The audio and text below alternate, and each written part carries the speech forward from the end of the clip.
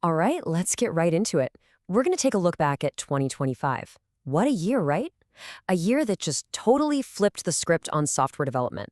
We saw this incredible, mind-blowing speed, but, and this is the big but, we also saw some shocking fragility.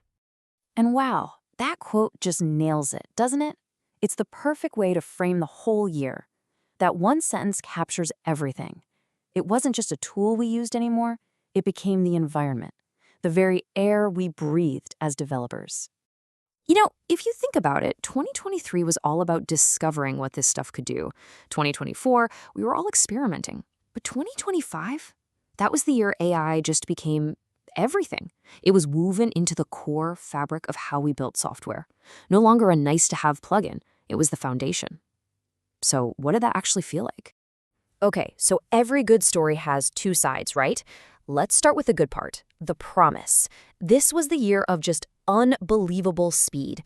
That dream we all had of truly autonomous development, it suddenly felt like it was right there, within our grasp.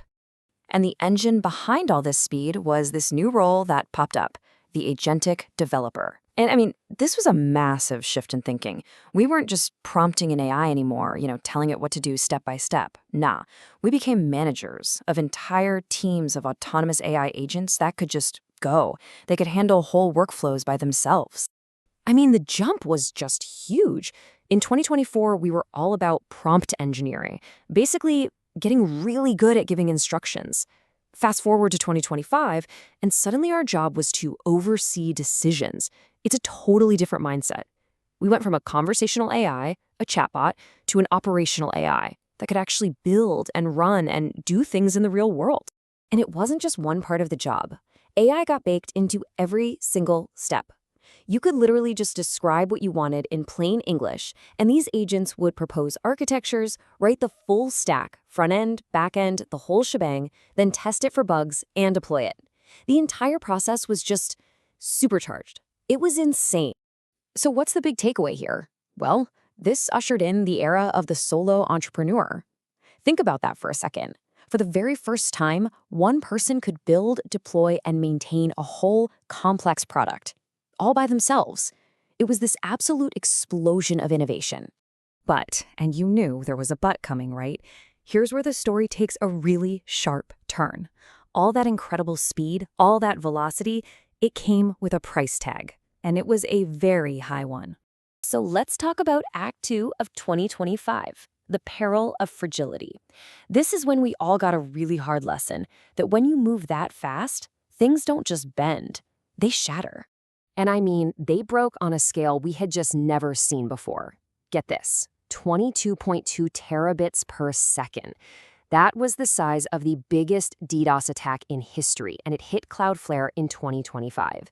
It was this giant flashing red light reminding us that the whole threat landscape had changed. And then came the day the internet just stopped. It was a total perfect storm, this cascade of failures. It all started with a tiny DNS error in a key AWS service. Then a single database permission change at Cloudflare poured gasoline on the fire, and suddenly, boom, almost 20% of the entire web went dark. For over 15 hours, things were just broken. It turned out our greatest strength, how connected everything is, was actually our biggest weakness. And look, this wasn't just one thing. It was a crisis hitting us from all sides. You had the layoff whiplash. Companies firing engineers because AI can do it, then desperately trying to rehire them when they realized, oh wait, we need human oversight. We saw that absolute catastrophe where an agentic AI just wiped a user's entire hard drive. And on top of all that, our most trusted tools, Next.js, Laravel, were found to have critical security flaws. The whole system was just brittle. So after a year like that, with these unbelievable highs and these frankly terrifying lows, what's the lesson? Where do we even go from here?